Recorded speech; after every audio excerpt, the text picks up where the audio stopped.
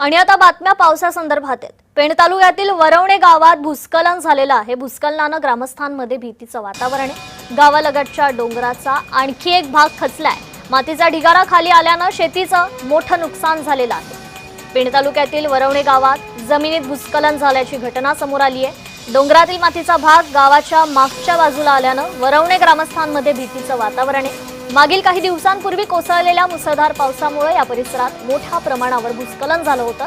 त्यात शेतकऱ्यांच्या आंब्याच्या बागा मातीखाली गाडल्या गेल्यात, तर भात शेतीवर मोठ्या प्रमाणात मातीचा ढिगारा साचल्यानं शेतीचं मोठं नुकसान झालंय। दरम्यान पुन्हा एकदा कोसळत असलेल्या पावसामुळे गावालगतच्या डोंगराचा आणखी एक भाग खचून माती खाली आल्यानं नागरिकांची चिंता आता वाढली आहे।